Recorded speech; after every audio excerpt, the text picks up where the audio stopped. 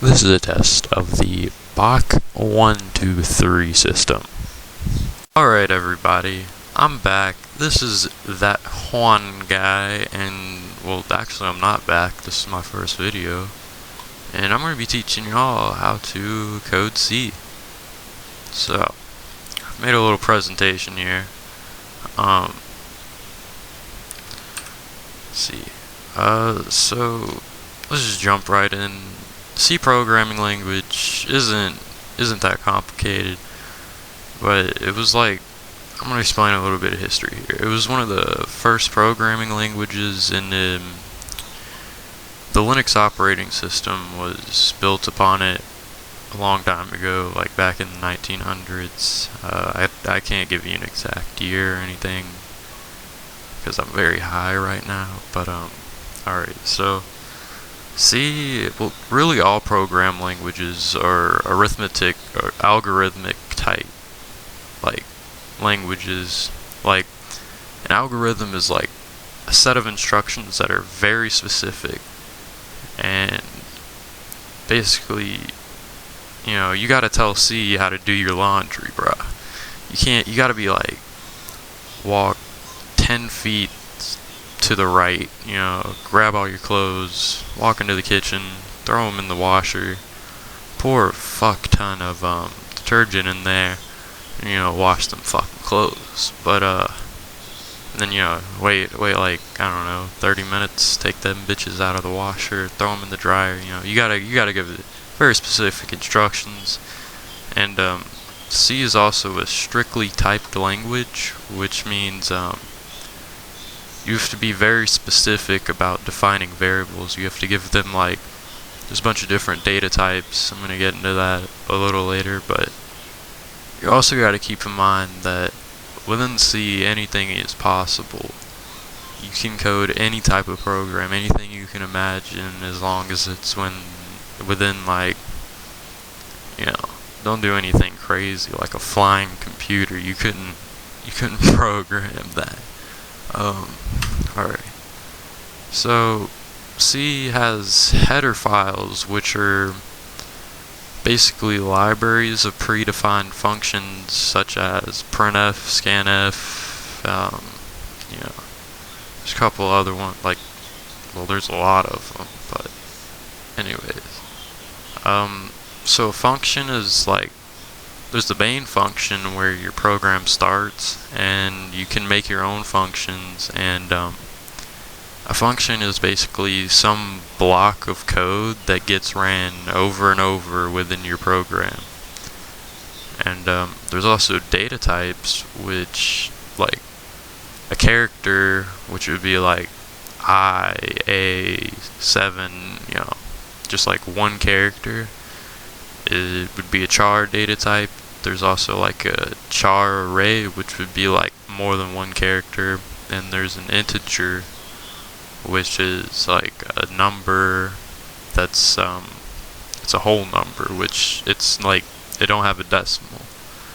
And you also return, which return ties them with data types, because you can return whatever type of data your function is.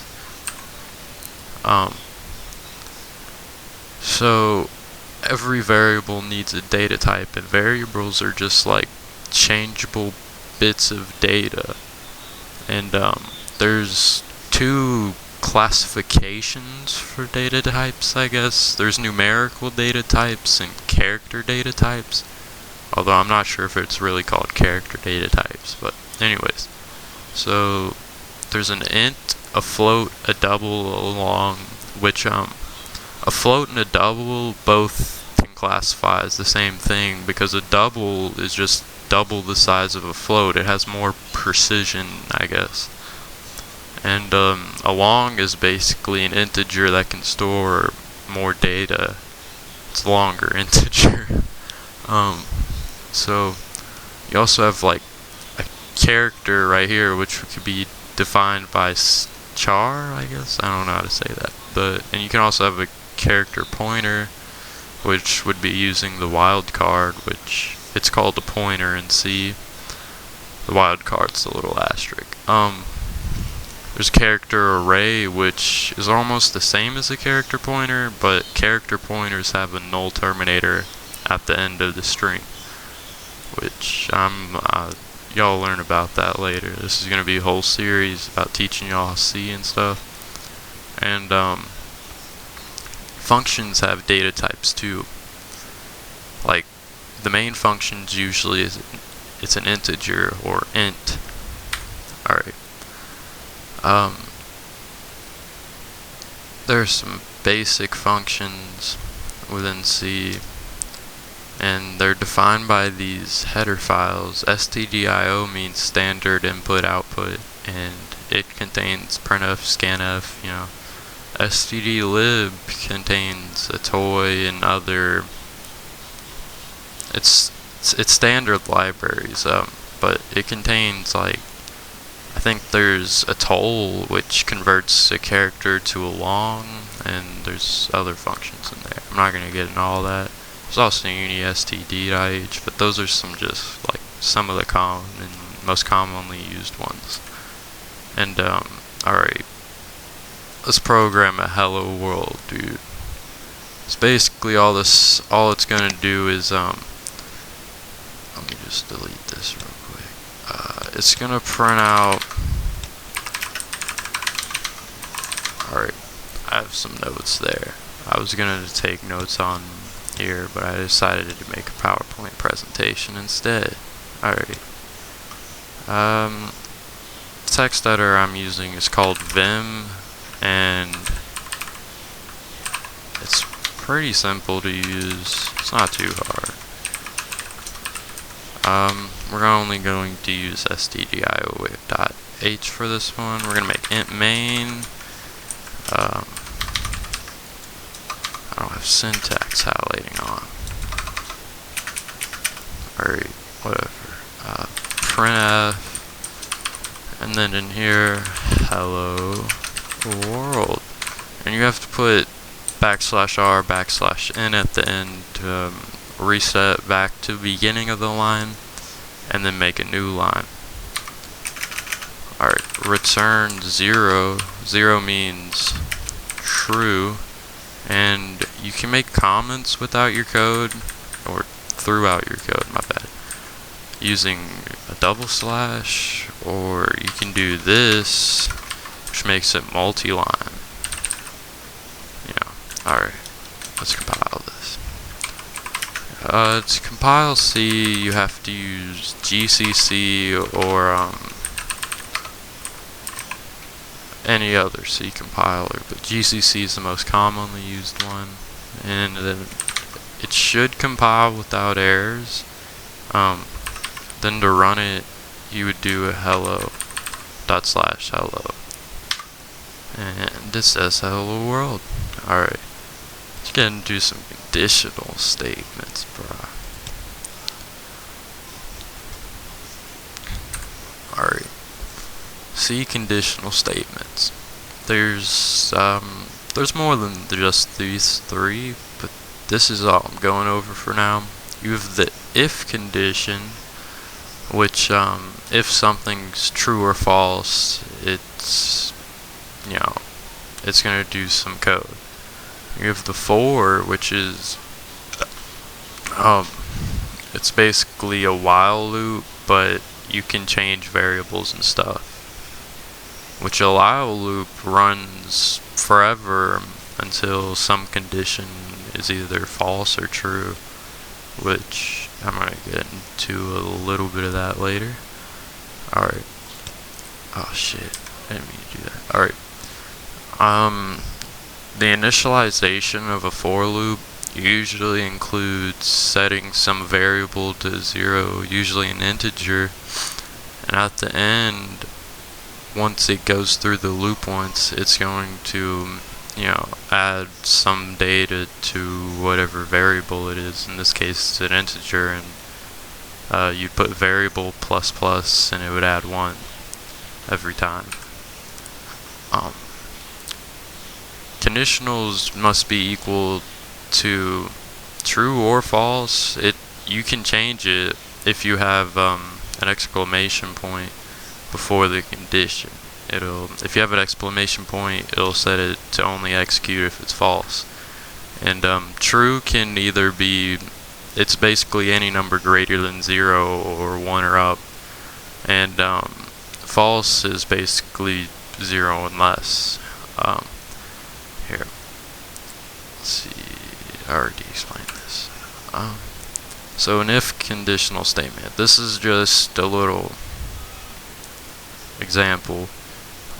So condition equals 1, and if condition equals 1, it prints out condition is true. And this would also be the same as just saying condition without the equals. But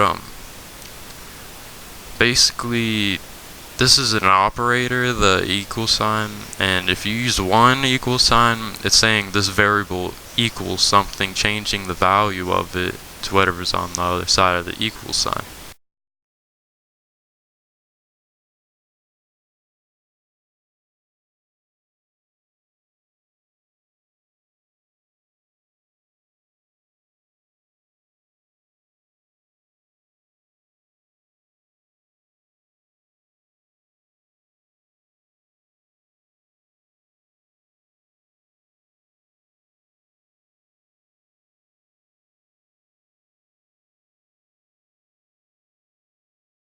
And the equals is comparing condition to 1. So, sorry, I was gonna do something. Here, look. Alright, let me do the while loop first. So the condition equals 10, and until the condition equals 0 or is less than 0, it's going to run this code. Because right now this will evaluate to true because condition is greater than 0, set it to 10 up here. And every time this runs, it's going to subtract 1 from condition, and it's going to print out the number of condition basically. So it'll go from 9, 8, 7, 6, 5, 4, 3, 2, 1, and it'll stop. For loop, you can basically, you can make this code a little more smaller, I guess, but here. So up here, you don't have to set this to 0 because it'll set it to 0 when the for loop is executed, because it says equals 0 here. So while I is less than 10, it's going to add 1 to I, and it's going to print it out, and it's going to go, the output's here, I equals 0, I equals 1, and all the way up to I equals 9, and it's going to print this out. I should have put a \r \n at the end of this, but I was in a rush writing this. Alright, here are some example conditions. You can see conditionals read like a sentence from left to right. If eggs equals 0, it'll return, which is the same thing as quit. It basically exits the function when return is called. And same thing with the while loop. While thread count is less than max thread, spawn a new thread. And this is just like multi-threading, but we're not getting into that yet. So this will basically run how many ever threads max equals. And for every time eggs equals 0, or every time eggs is less than the total number of eggs, add 1 to the eggs variable. But you wouldn't want to declare the variable inside the for loop. I don't know why I did that. In C99 standards you can, but you have to compile with minus std equals C99. It's not C's standard anymore. You can make compound conditionals, like if you ever heard of the OR, the XOR, and the AND operator and that stuff, that all complies with if statements, and you can use them within if statements. The OR operator would be two lines, which is below the backspace on your keyboard. And that's saying if condition 1 is true or condition 2 is true, run whatever code's in these curly brackets. And the above, this is also equal to this, which basically put parentheses around stuff, and it'll work similar to the order of operations from math class. And there's the AND operator, which is two ampersands. It's if condition 1 is true and condition 2 is true, run the code here. Like, if condition 1 was true and condition 2 was false, it wouldn't work, and vice versa. Condition 2 is true and condition 1 was false, it wouldn't work. It only works if they're both true. So, now we're going to make a calculator. Alright, let's see. I'm going to full screen this real quick. And,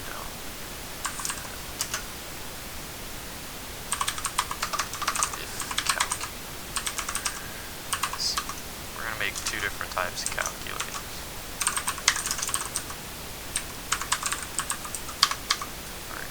stdio and stdlib.h int main sparks. Alright, what I just did here is made it so you can pass in parameters through the command line. So we're going to be making a little simple calculator here. Char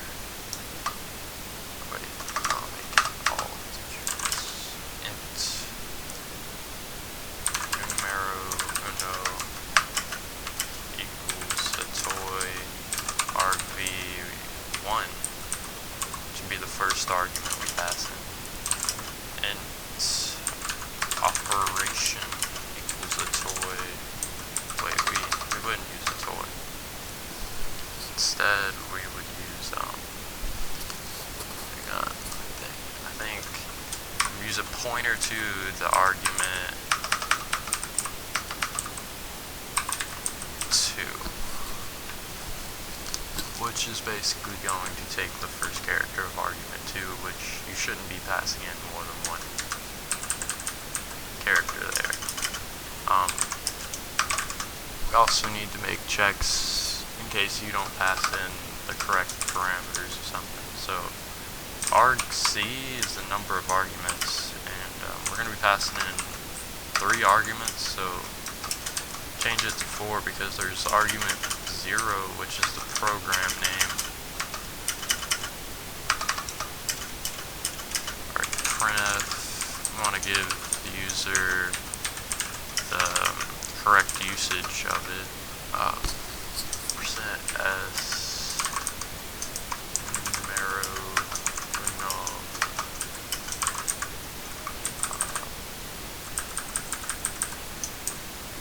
operation and numero 12. I don't know if that's how you spell it. Give it a new line character. And also, don't forget the semicolons at the end of the line. And return this with a failure, which would be 1. And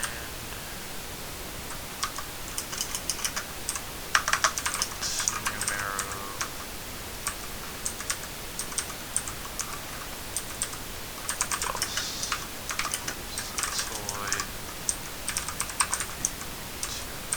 a toy basically takes, this is an array of character pointers. It takes a character array or a character pointer and converts it to an integer basically. And so now that you have everything converted to what you want, you need a new integer called answer. And if operation equals, hang on, to see what character is passed in, we're going to be using ASCII tables, which ASCII is basically any character on your keyboard can be converted to decimal, hexadecimal, or octadecimal. Alright, we're going to need the plus, which is 43. Equals 43, and we can just say that's the plus.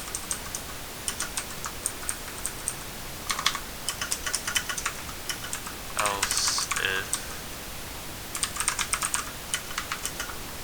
I didn't explain the else if statement, but it's pretty self-explanatory. So 45 would be the subtraction sign, or minus. Else if operation equals, we need a division, which would be slash 47.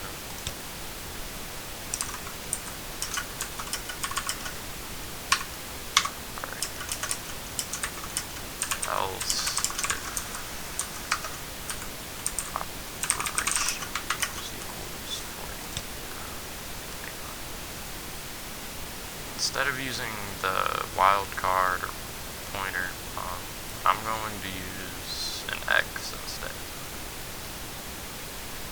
120. If you try and pass in the wildcard, it won't work, because the command line reads wildcards, and it's basically for auto completion, so you can't really pass it in through C unless you use quotation marks, but no one wants to do that, so 1, 2, 3. Answer equals numero, oh no, plus numero doce. It's basically simple arithmetic, like simple math here.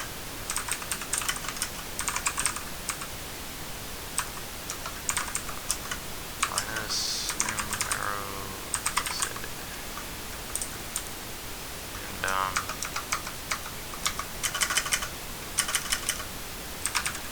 answer numero.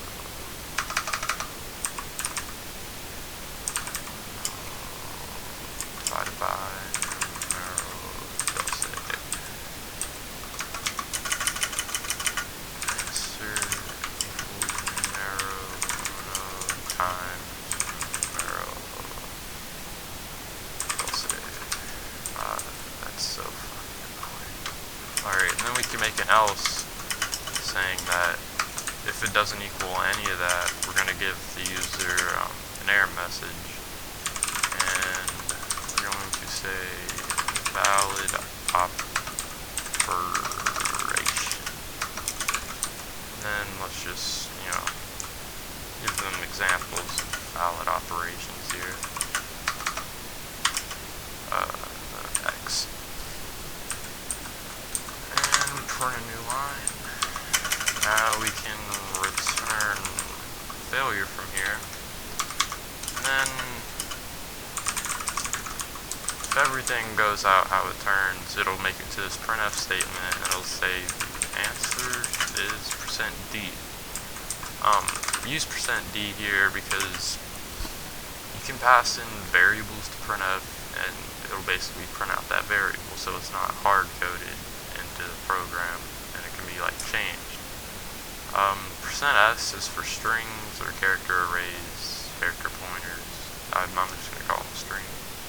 %d is for integers. %lf, maybe just %f, just for floats or doubles.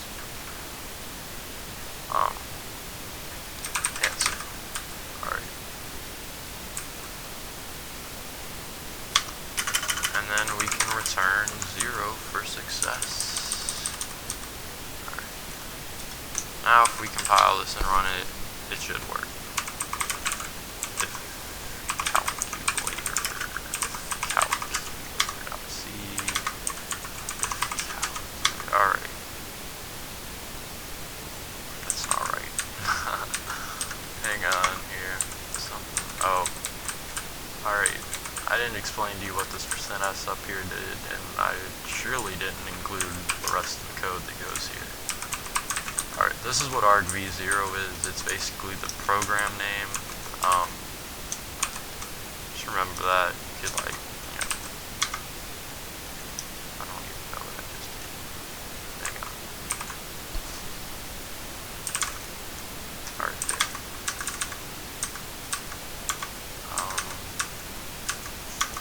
There you go. Numero uno, we can do like 5 times 5. Alright, wait, we can't. Divide by 5. Plus 5? Alright, something's not right.